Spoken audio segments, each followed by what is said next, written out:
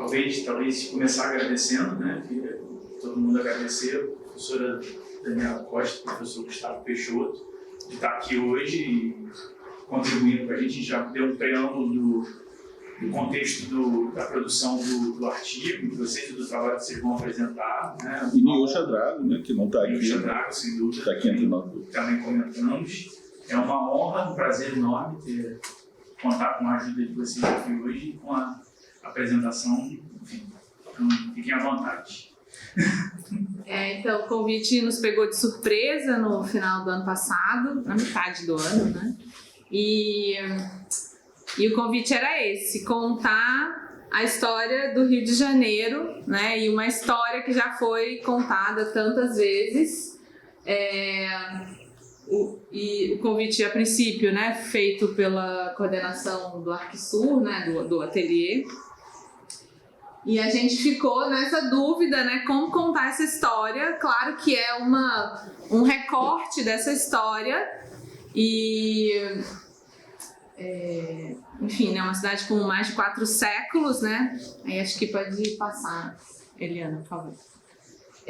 Bom, então, eu sou a professora Daniela Costa, né, do DPUR, a professora Niusha Drago também participou, né, intensamente da escrita, né, foi um artigo, né, escrito a 6 mãos, e é muito interessante, né, como eu estava dizendo antes, convidaram logo, botaram no meio dessa equipe de cariocas uma brasiliense para falar sobre o Rio de Janeiro. Eu estava justo falando para os alunos ontem de História 1 que eles não tivessem medo da cidade, né? Porque nós somos urbanistas, né? Arquitetos urbanistas, então a cidade é uma coisa que não pode assustar a gente. O que aconteceu comigo, né, há anos atrás, não vou dizer quantos, quando eu me mudei para cá, vindo de uma cidade, né, que é praticamente um outro planeta, e me deparei com o Rio de Janeiro. Muitas coisas me impressionaram, né? A natureza foi uma das coisas que me impressionou muitíssimo. E aí, né, como eu sou Daniela Costa, né, brasiliense, fui recorrer ao pai da minha cidade, Lúcio Costa, né, nessa frase que ele diz quando ele está, na verdade, ele inicia o plano piloto para Barra da Tijuca, olhando um pouco para a história do Rio de Janeiro. E ele faz isso, né, de uma forma genial.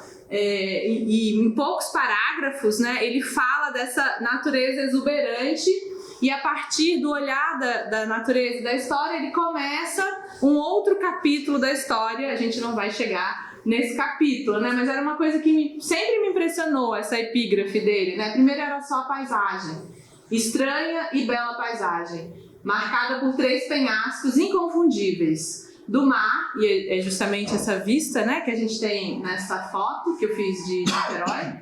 Do mar, a Pedra da Gávea, na Barra, o Pão de Açúcar, o Corcovado na Enseada. Foi nesse cenário paradisíaco que surgiram de repente das ondas os primeiros cariocas. E acho que pode passar, por favor. A gente vai tentar não se alongar muito, né? Então é um recorte do recorte que a gente fez. E a ideia do nome, né, do gentílico da cidade, foi um pouco o que deu a dica de como seguir, né?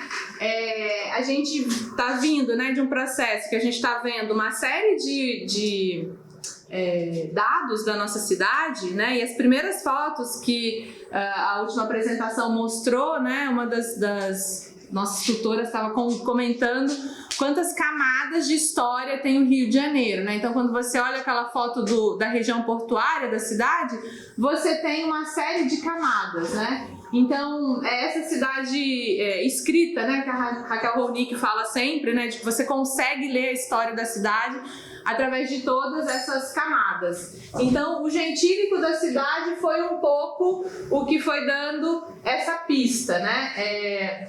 E o gentílico, né, então a forma como se chamam as pessoas que aqui nasceram, né, tem muito a ver. A gente começou a fazer uma série de conexões, né, com a água, né, do Rio da Carioca, e isso tem muito a ver com o recorte que a gente decidiu fazer. Então a gente vai contar a história do Rio de Janeiro através desse lugar que não é geograficamente aonde a cidade se inicia, mas é uma espécie, né, de recorte onde você consegue ver muitas ações que foram feitas, né, pela cidade como um todo, exemplificadas no Largo da Carioca. Pode passar, gente.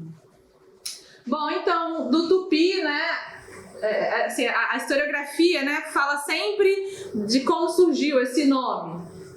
Como a foz do rio, né, dava na praia do Flamengo, né, quem foram os alunos aqui de História 1 vão se lembrar desses mapas, né, então você tinha, né, 2 pontos de coleta de água e o Vivaldo Coraci fala que o Rio de Janeiro sempre foi uma cidade com sede, apesar de uma cidade com muitas áreas alagadas e lagoas, né, o acesso à água potável sempre foi uma questão, continua sendo, como a gente viu, né, em alguns lugares.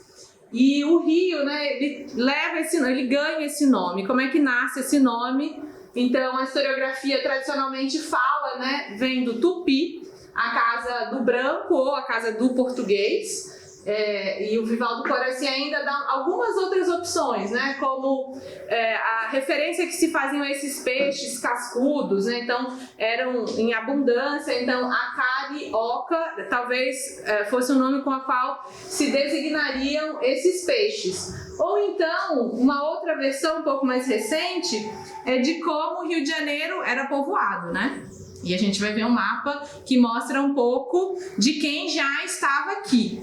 Então, Carioca era o nome dessa aldeia, né, ou dessa taba mais conhecida. Então, a gente tinha uma média de 80 tabas indígenas que já estavam aqui. A mais povoada era a Carioca, relatada também por outros viajantes. Peraí. O que é, Gustavo? O nome da cidade é Rio. Isso. Os habitantes da cidade foram batizados Casa. O rio não era um rio bem de verdade, mas a casa deu o nome a um rio. Vamos entender isso, né? Porque Vai, ajuda a gente a entender. em 1502, Gaspar de Lemos, um navegador, um comandante português, descobriu, navegando pela orla sul do Novo Mundo, a entrada de um rio. Aí tem outra etimologia complicada, porque fala-se em português até hoje, mas em português antigo se falava de ria como uma baía profunda, uma baía de mar, uma espécie de fiord. E talvez eles não fossem tão ignorantes como a gente imagina, mas tenham chamado de ria, virou rio, e desde sempre a Baía de Guanabara foi chamada como rio. Como fosse o dia 1º de janeiro, virou Rio de Janeiro. Bom, até aí. Mas ele esqueceu disso, isso era 1502, e até 1555, aparentemente a cidade continuou de vez em quando visitada por um navio esquisito, mas os indígenas, os cariocas, talvez, os que aqui já viviam, continuaram em paz, nem tanto, em guerra, como sempre, em guerra entre eles, e sobretudo entre os tamoios e os temiminó. Tamoios vieram lá do Espírito Santo e expulsaram os temiminó daqui.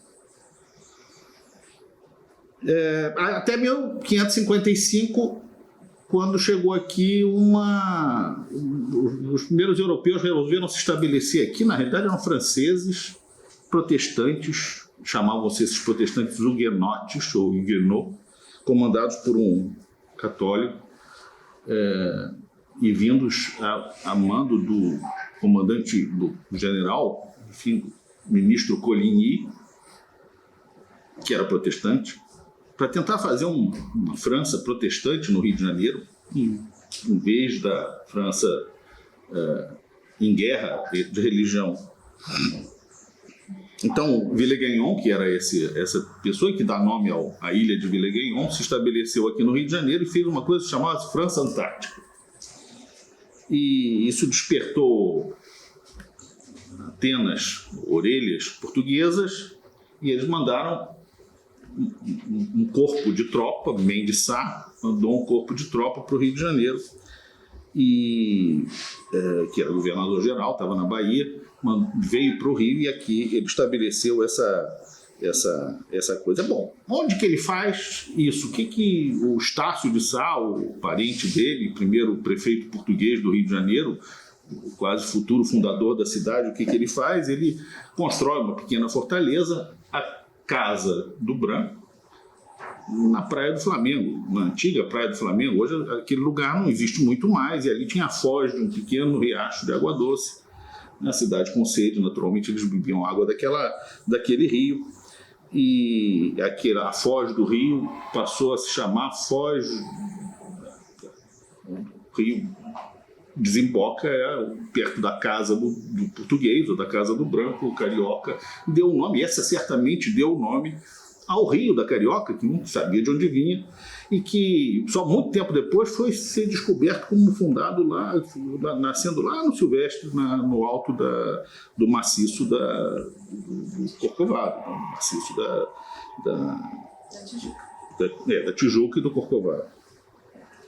Bom, aí em 1565, expulsos os franceses, com os portugueses e franceses em briga com armas e braços e mortes de indígenas dos dois lados, uma segunda cidade foi fundada em 1565, que é normalmente a que a gente reconhece como a historiografia, o Coraci, enfim, os historiadores reconhecem como uma fundação da cidade em 1565, ignorando há 10 anos antes a fundação da França Antártica e ignorando, enfim, 500 anos de presença humana na cidade.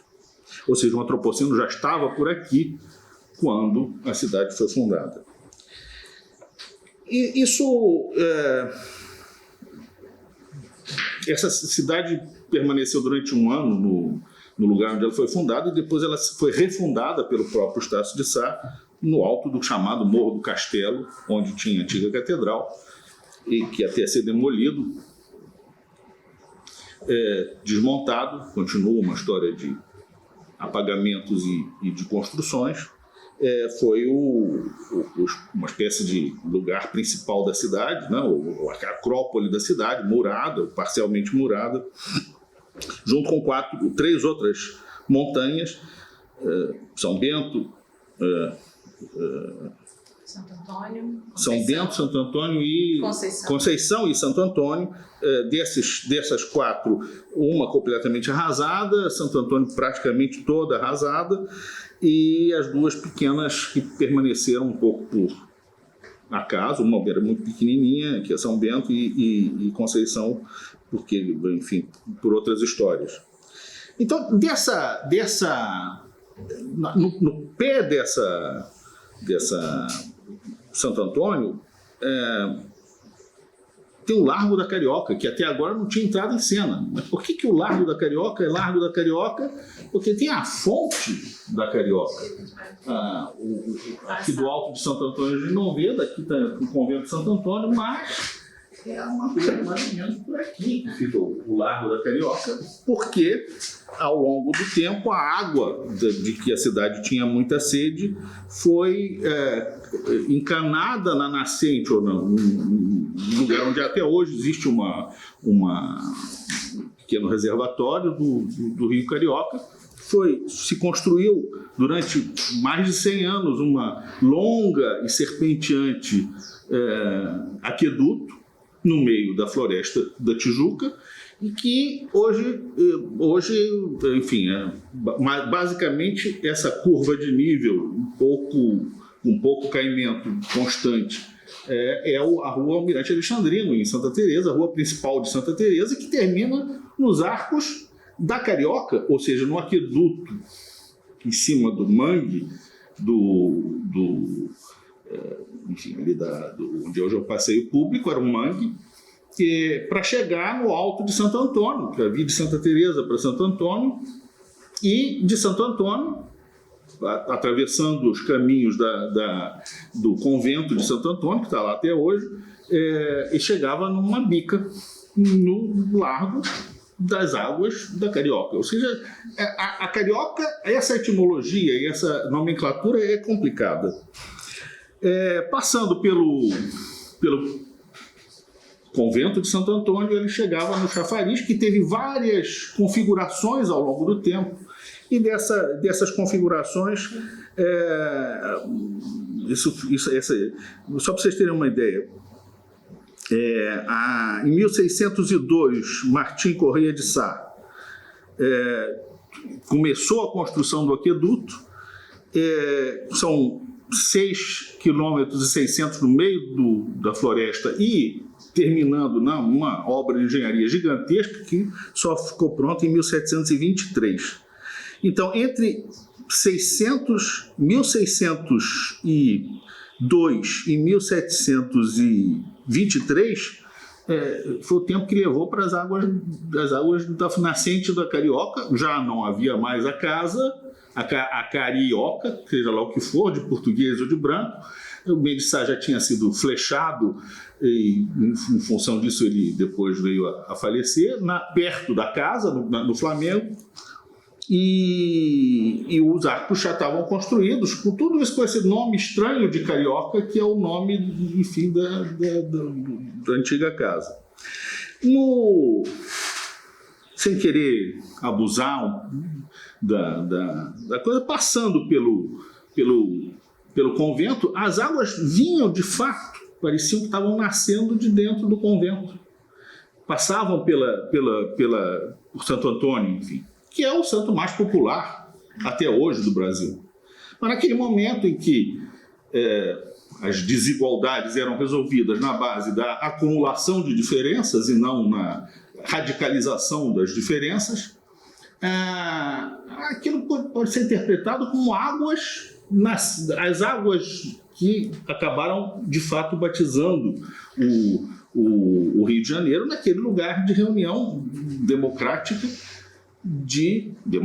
no sentido mais abusivo da palavra, de gente que convivia pelo bem ou pelo mal para pegar a sua água, para beber água um pouquinho naquele convento, naquele nascente que foi permanentemente sendo ampliada e modificada. Bom, os arcos velhos, ou os arcos da Carioca, ou os arcos da Lapa, como a gente diz hoje, hoje em dia passa um bonde em cima, embora tenha um cano que esteja ainda lá, mas não tem para onde ir, porque arrasada a metade do morro da Carioca, não tem, do morro de Santo Antônio, a possibilidade de ter uma nascente de água de uma fonte de água, ou seja, um chafariz, não faz mais sentido hoje em dia. E aí, diante dessa coisa, para terminar um pouco essa primeira confusão e não esclarecimento, eu me lembro de uma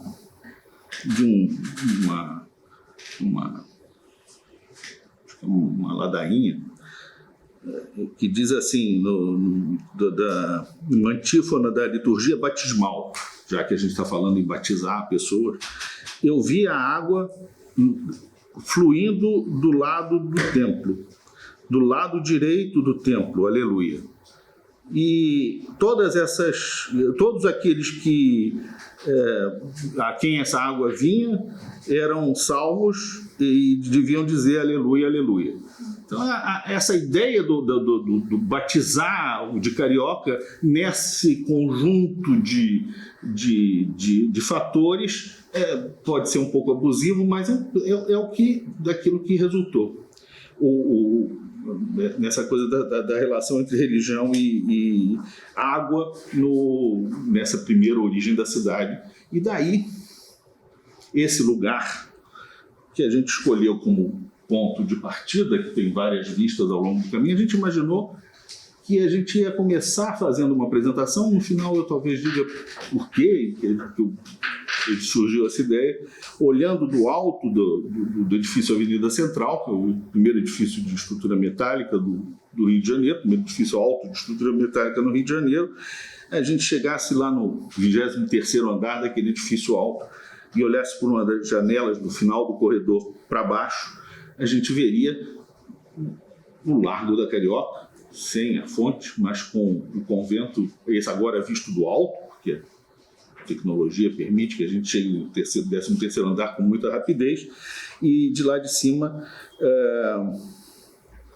a gente veria esse convento que, ao longo do tempo, depois que Dom João VI veio para o Brasil e estabeleceu o reinado dele aqui, ele é um frequentador do convento de Santo Antônio. Tem um filho dele mais velho que nasceu no Rio de Janeiro, morreu criança, está enterrado ali. Tem uma relação da cidade, já antes de Dom João chegar aqui, com Santo Antônio. Teve um governador que resolveu transformar Santo Antônio, a estátua de Santo Antônio que fica em cima olhando lá de cima para a cidade, foi feita tenente do exército.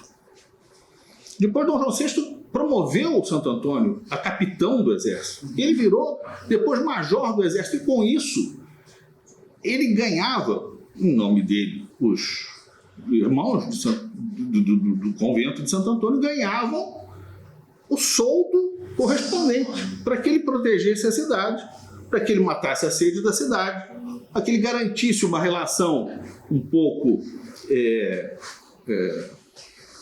corrupta, talvez, entre Estado e o santo, que, coitado, era só uma estátua, não estava ali para dizer que não era isso. Mas no convento existem guardados os diversos uniformes com que a escultura foi vestida ao longo do tempo.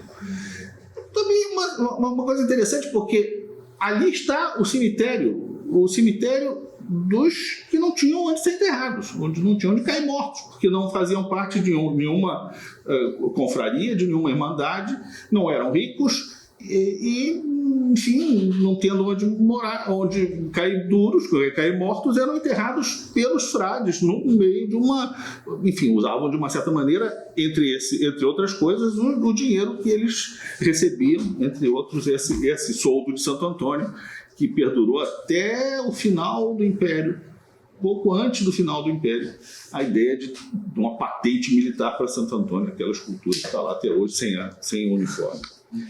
Aí você pode, daí, talvez... Posso? Professor Gustavo Rocha Peixoto, para os que não conhecem, ele disse que não era para apresentar, é que eu não resisto. Eliane, você pode voltar só uma? Isso. Então, enfim, a partir, né, desse gentílico e do Largo da Carioca, a gente começa a ver um pouco, em especial, a relação da cidade com a natureza, né? Então, essa cidade que vai se desenvolvendo entre esses quatro morros, né? Então, se fosse fazer um quiz aqui para os alunos de História 1, né, perguntar que morros são esses, vocês, pelo amor de Deus, né? Mas eu não vou perguntar não, porque tá gravado. Aqui a gente tem o Morro do Castelo, né? E aí a gente começa a ver também como a geografia vai estabelecendo as primeiras conexões. Então a cidade cresce nesse eixo norte e sul, né? O Morro do Castelo, o São Bento, que o Gustavo estava falando. Então a gente está falando aqui de 1610, mais ou menos, né? Então a primeira, né, ocupação da cidade, da segunda fundação, acontece aqui. E aqui a gente está falando do Morro de Santo Antônio, o Largo da Carioca vai estar um pouco por aqui, né? E é muito interessante que a gente vê que é uma área de alagado, né? Então aqui está a Lagoa de Santo Antônio, um pouco mais para frente estava a Lagoa do Boqueirão. E a primeira coisa que os habitantes, por exemplo, do Morro do Santo Antônio, quando os franciscanos começam a ocupar esse morro em 1606, mais ou menos, a primeira coisa que eles fazem é drenar as águas, né? Então, um pedido para abertura de ruas, né, de novas ruas que vão surgir e conectar o morro à praia, e começam então a drenagem. Então, essa luta, né, do homem contra a natureza da cidade, né, a natureza encontrada aqui, já é uma tradição, uma herança que a gente traz desde muito cedo, né? Então, a gente está vendo um pouco aqui da ocupação do São Bento, né, em dois momentos. Acho que a gente pode passar. estão o Morro da Conceição e o Morro de Santo Antônio. Aqui a gente tem uma vista feita, né, a partir da casa, né, foi a antiga casa do bispo, depois a Fortaleza da Conceição, o São Bento um pouco mais estabelecido, e a gente começa a ver como a cidade começa a nascer, né, primeiro dessas conexões entre os eixos importantes e depois outras vias vão acontecendo aqui. Então a gente está falando um pouco mais, né, avançado no tempo, 1644. Uma coisa importante, né, acho que todos vocês já devem ter ouvido falar do Imagine Real, mas é uma fonte gráfica super importante, então por isso a gente também gosta de usar esses mapas, para que vocês lembrem, né, dessas fontes que tem não só essa evolução urbana do Rio de Janeiro, vocês conseguem ver isso, né, de uma forma muito didática, mas também vão dando acesso a imagens que vão ilustrando, então é uma ótima referência. E aí a gente já vê num outro momento a cidade mais estabelecida, né, o eixo norte-sul bastante estabelecido, né, a gente está falando do Morro de Santo Antônio, né, mais ou menos por aqui, e o Largo da Carioca aqui. Então, em 1820, a gente tem a cidade que começa a expandir, né, nesse eixo leste-oeste. E é muito interessante, porque até o século XIX, né, o Campo de Santana era o limite da cidade, praticamente. E isso depois a gente vai vendo, né, que por conta dessa necessidade de expansão, falta de lugar para morar, e também essa é a justificativa, né, para as grandes mudanças urbanas que a gente começa a ver no final do século XVIII, começo do XIX, aliás, no final do XIX, começo do XX.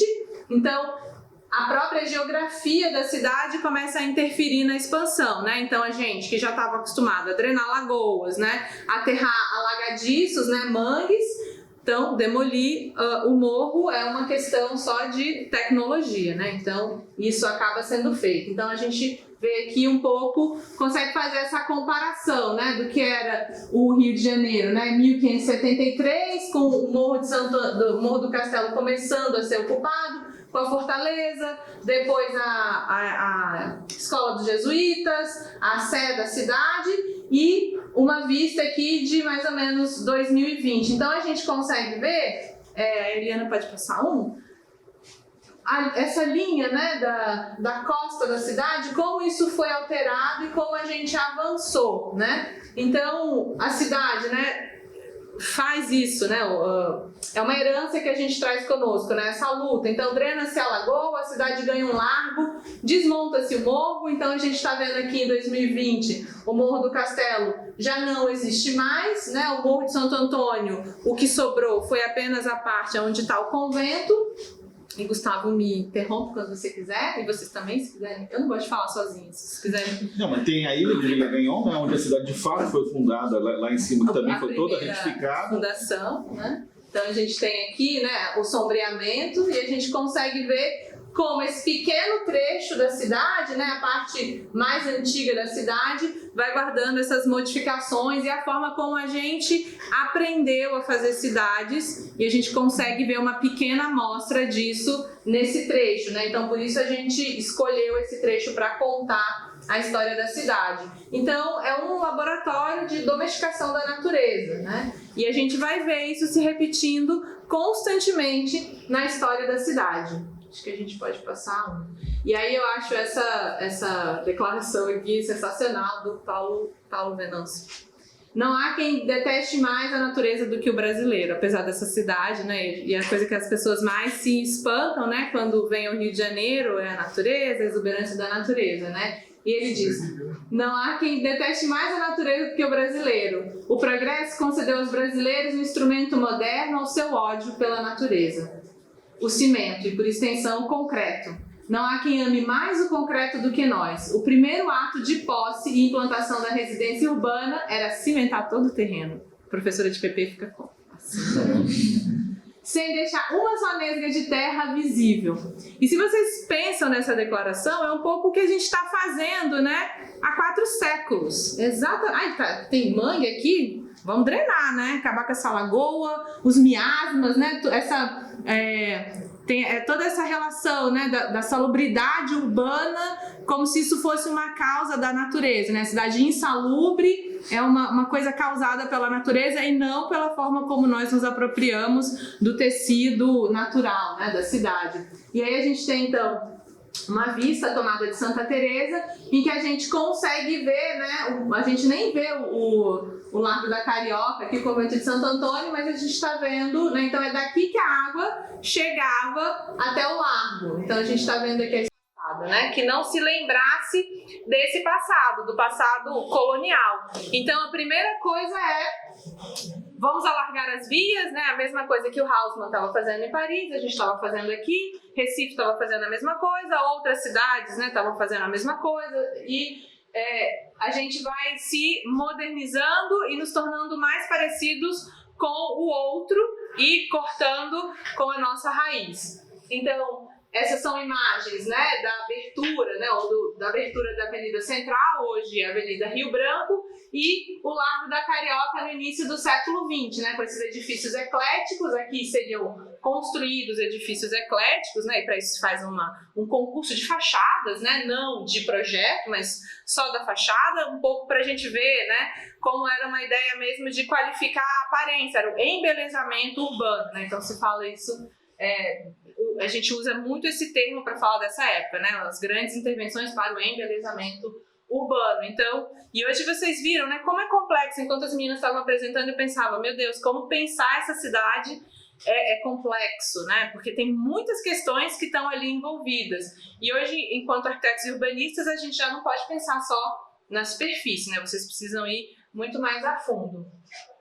Esse é o Largo da Carioca como a gente conhece hoje, né, a Rio Branco, com esses edifícios absolutamente sombreados. Então, a qualidade também, né, dos ambientes internos dos edifícios, a gente pode perguntar um pouco, né, acho que se vocês já foram a um edifício aqui, né, como esses edifícios comportam pessoas durante todo o dia que vão lá trabalhar, mas é muito interessante como o Largo da Carioca, apesar de não ser o centro da cidade geograficamente, nem o ponto mais antigo da cidade, acaba se tornando o centro, porque é ele, né, já na foto que a gente viu no início do século XX, a gente vai ver uma outra, era esse lugar também que comportava, né, era um ponto de chegada das pessoas, né? Então, hoje, né, o metrô da Carioca é responsável, né, por entregar para a cidade todos os dias, né, milhares de pessoas que vão ao centro da cidade trabalhar, e isso já é uma tradição, né, porque a curva do bonde se fazia ali, a estação central de bondes, o tabuleiro da Baiana, né, o nome da estação de bonde,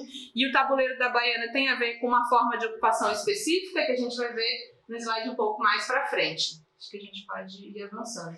Então, a gente está falando desse tipo de intervenção, né? Então, final do século XIX, começo do século XX. Esse é um mapa de melhoramentos da cidade, né? Vocês estão enxergando, mas em vermelho mais clarinho. São todas as vias que foram abertas, né, pelo prefeito Pereira Passos, e em vermelho a gente está marcando, né, o tecido histórico da cidade, né? O Largo da Carioca está bem aqui, então o Castelo está aqui, aliás, o Largo da Carioca está aqui, né? O Castelo, o Santo Antônio, a Conceição e o São Bento. O Castelo ainda está aqui, né? Mas em 1920 ele começa a ser desmontado. Então, essa abertura da Avenida Central já morde, né, um pouco a franja do morro. E que depois, com a justificativa de expansão da cidade, né, as comemorações da independência, exposição de 22, todo esse espaço vai ser planificado, arrasado, planificado para que a cidade pudesse se expandir nesse eixo um pouco mais antigo, e a gente vê, né, que a cidade também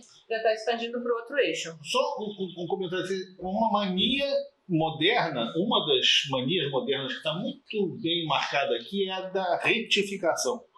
Quer dizer, então o Morro do Castelo é transformado num plano, parte do Morro de Santo Antônio é planificada, a linha reta substitui as curvas sinuosas da primeira ocupação, a orla é transformada numa linha reta dos dois lados, primeiro uma, depois outra, no meio do caminho a ilha de Vila-Gagnon e a ilha Fiscal. Quer dizer, essa série de coisas tem uma marca um pouco formal, que é a marca da linha reta da linha reta que combate a natureza, que combate a forma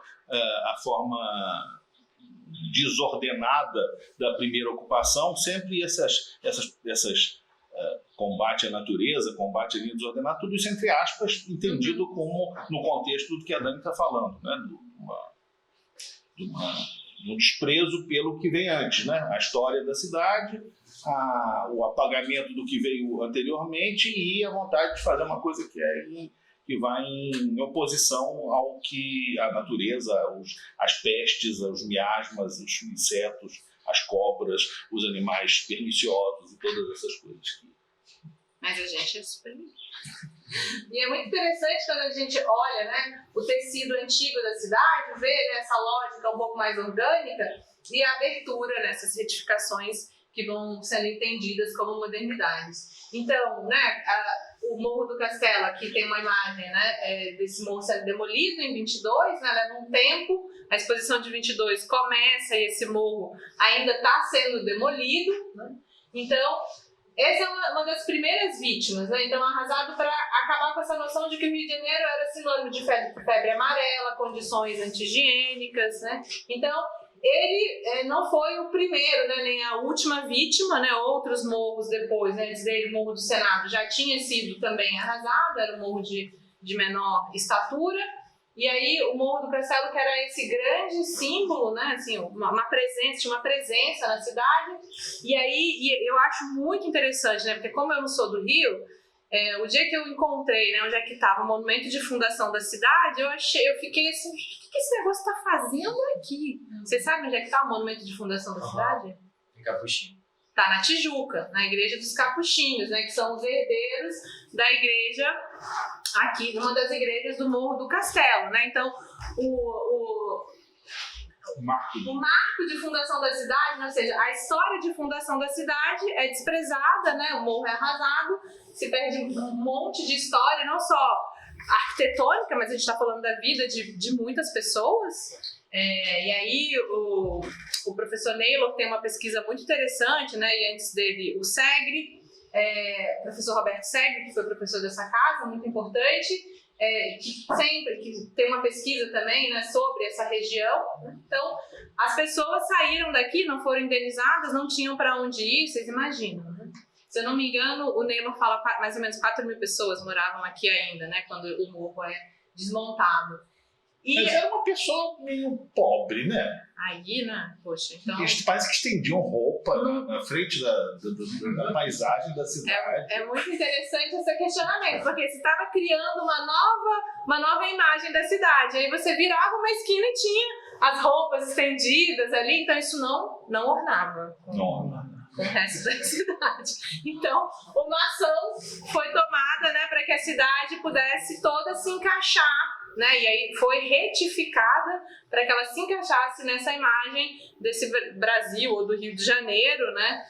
Compatível com a ideia das pessoas que estavam à frente dessas ações. Então, os rastros das cidades foram apagados, né? E o Largo da Carioca, nesse sentido, é muito interessante, porque também guarda um apagamento, né, que é a primeira favela da cidade. Então a gente tem, né, essa relação com, e aí a gente gosta muito de usar esse termo, né, cunhado pelo Alfred Agache. Então quando o Agache faz o plano Agache, ele é uma das primeiras pessoas a reconhecer a existência do que ele chama de povoados rústicos. Então, aqui a gente está vendo uma imagem da favela do Morro de Santo Antônio, né? Imagens que foram tiradas também da Brasiliana Fotográfica, outra boa referência para vocês que vão trabalhar com mídias, né? Então, tem imagens que são super interessantes ali, de acervos diferentes, então recomendo. Então ele fala desses pequenos povoados rústicos que vão ocupando as encostas, porque imaginem, né, o preço de morar numa cidade que tem um espaço limitado. E aí não existia uma outra solução para as pessoas do que improvisar. Começavam a subir as encostas e é uma coisa que hoje marca ainda a forma de morar dessa cidade, né?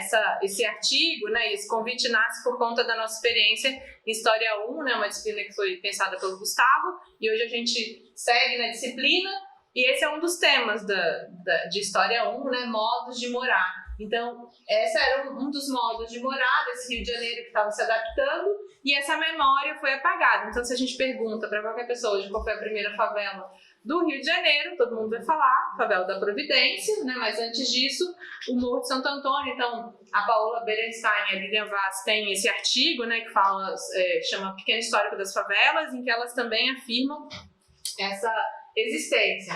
Então, imagina, no centro da cidade, essa foto é tirada do telhado do Teatro Municipal, e a gente tem, né, essa grande ocupação desse povoado rústico, né, esse tipo de ocupação que não combinava, né, com todo o pensamento moderno, cópia, né, da Europa, aquilo que a gente estava recebendo da Europa. Então isso não combinava. O que se faz?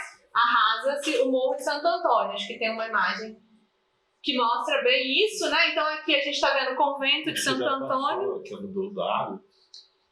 Estava no começo, mas aqui é uma imagem que eu estava vendo ontem, né? Tá aqui o Morro de Santo Antônio, o convento de Santo Antônio, aliás, então o Largo da Carioca está bem aqui, então aqui vai passar a futura Avenida Chile, que também é um outro grande eixo, né? Que é aberto na cidade, à base de outras demolições, inclusive o Morro de Santo Antônio. Essa foto é de 56 e o morro está ali sendo desmontado. Então, a memória também da favela e das pessoas que moravam aí é uma memória que é apagada da história da cidade. Hoje poucas pessoas falam sobre isso, né? Mas a estação de bonde, eu estava falando, que tem esse nome, né? O Tabuleiro da Baiana, justamente porque existiam, né, as pessoas que faziam essas vendas e que ficavam ali nas franjas do Morro de Santo Antônio, as baianas com seus tabuleiros, vendendo cocadas e outras coisas, e a estação de bonde se parecia com os tabuleiros. Então, daí o nome Tabuleiro da Baiana. A gente pode passar, por favor.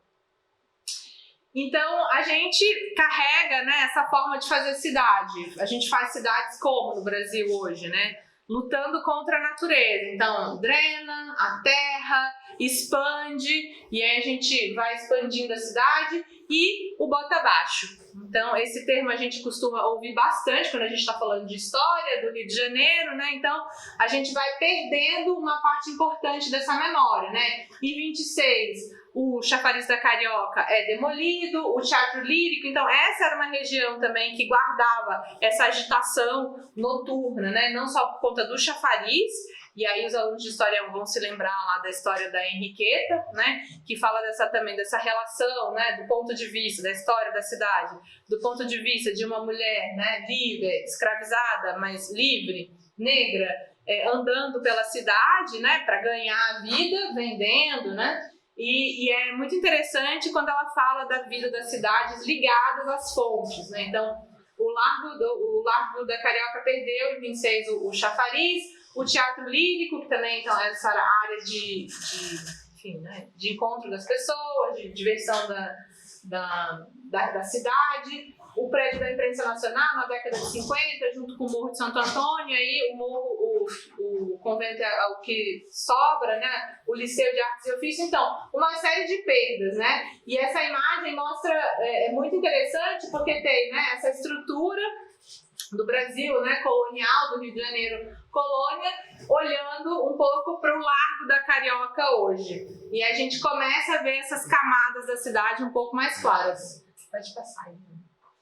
Então, isso aqui, né, é uma planta da Prefeitura do Rio de Janeiro para o começo do século XX, onde a gente tem já aberta a esplanada do Castelo e o Morro de Santo Antônio sendo planejado, né? E aqui a gente tem a mesma projeção do Imagine Rio, ainda com o Morro de Santo Antônio aqui, mas com os aterros já tomando seu lugar. Então essa série de embelezamentos vão abrir não só essas grandes... Esse é o castelo, né? É, o castelo. Vão abrir não só essas grandes vias, mas vão possibilitar outras de existirem, como a Avenida Beira-Mar, onde depois, né, a gente vai ter a Praça Paris e, enfim, né, outras estruturas da cidade, como o Santos Dumont, que vai ser construído aqui, sob aterro também. E aí, claro, a esplanada do castelo deixa essa área livre, né, e a cidade precisa planejar o que vai acontecer com ela, né? O plano Agache é um desses planos, mas antes do Agache, né, do urbanista francês chegar ao Rio de Janeiro, né, no final dos anos 20, uma série de outros planos já haviam sido feitos pelos próprios arquitetos da prefeitura, né? Então, o que o Agache faz é um compilado de tudo aquilo que os arquitetos e engenheiros da prefeitura do Rio de Janeiro já haviam estudado e pensado para a cidade, e aí ele pensa nessa retificação máxima, né? Gustavo estava falando sobre essas retificações, como essa modernidade está ligado também ao traço reto.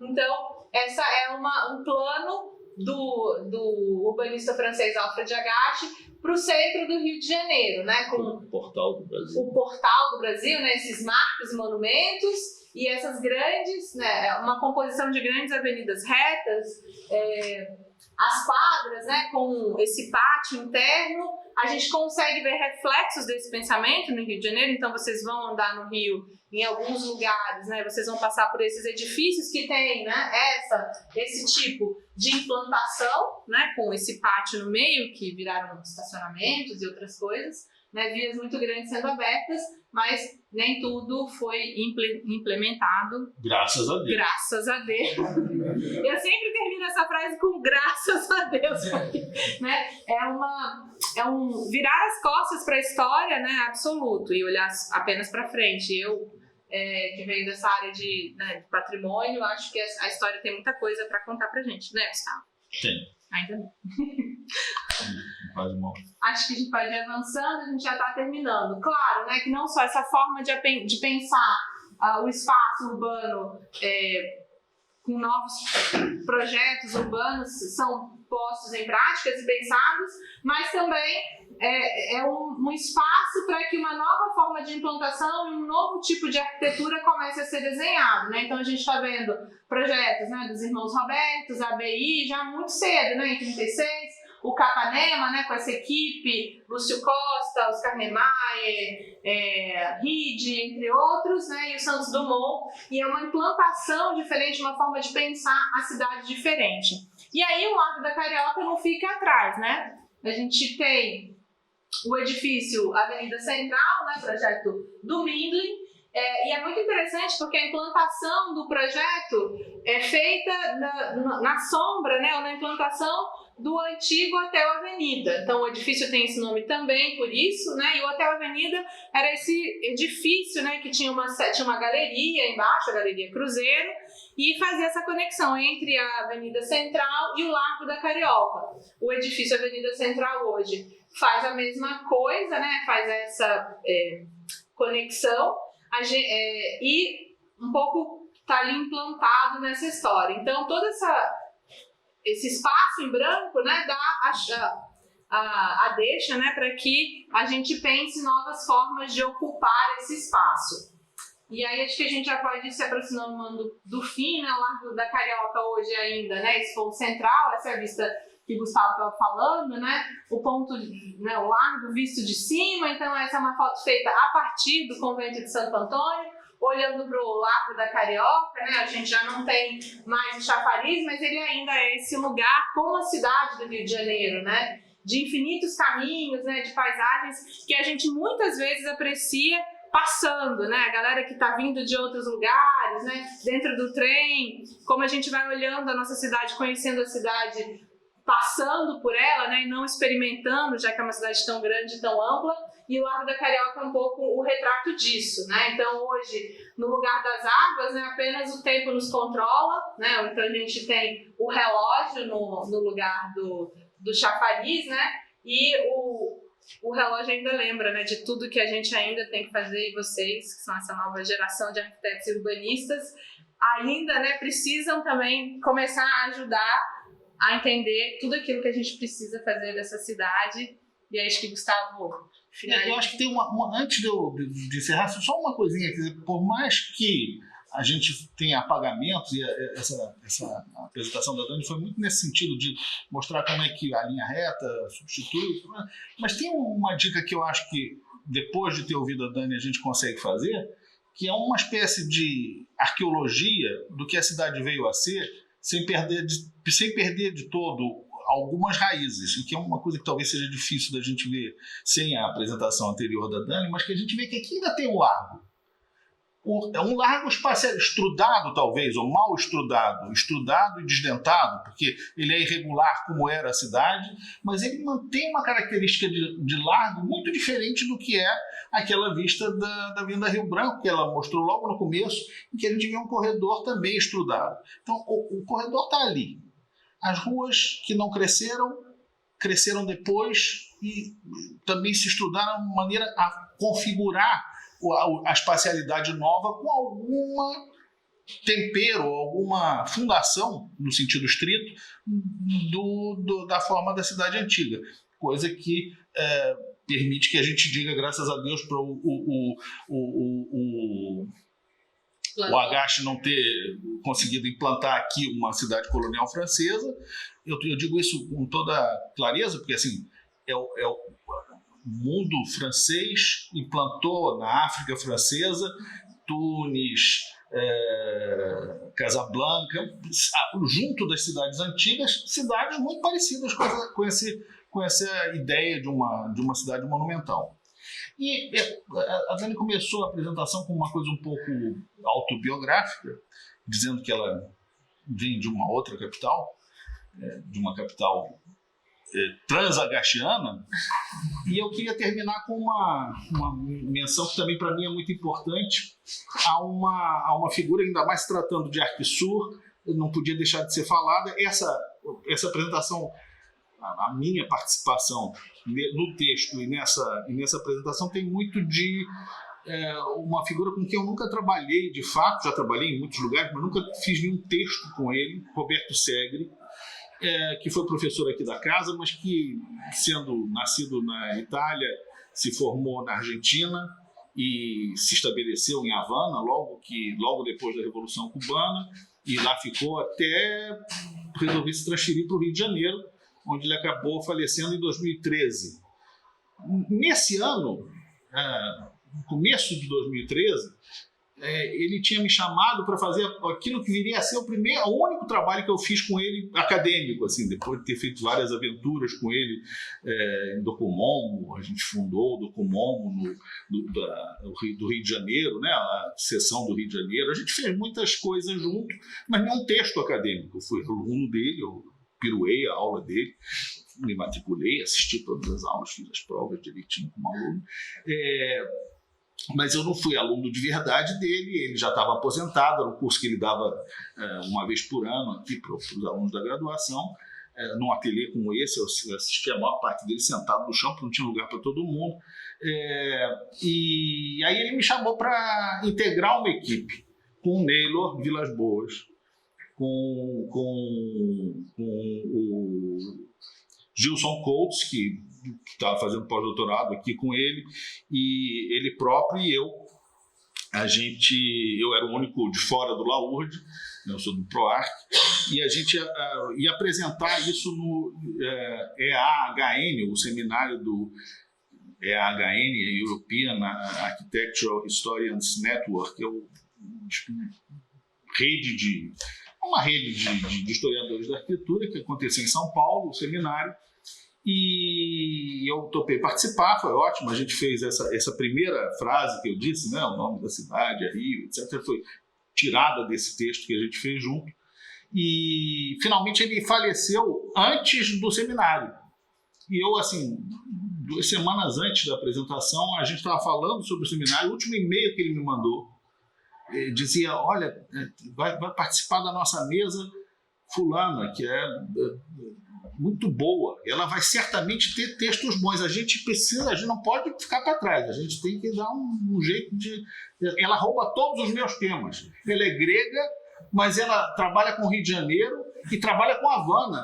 Ela rouba os meus temas, é incrível. Ele diz isso com todo muito bom humor, e eu li isso na frente da própria, depois que ele tinha falecido, porque eu apresentei o texto sozinho, porque nem o Neylor nem o Gilson tinham possibilidade, estavam com a agenda ocupada. Eu fui lá e fiz esse papel de apresentar o único texto que eu fiz com ele a vida inteira, e eu acho que então é uma homenagem que eu queria fazer para um professor muito querido nosso, um amigo grande, e que, assim, em termos de Arquissur, é a figura que não podia deixar de estar presente aqui entre nós, junto com a Nilson.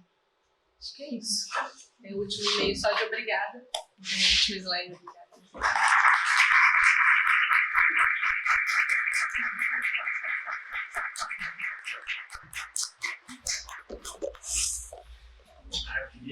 Nós agradecemos essa exposição.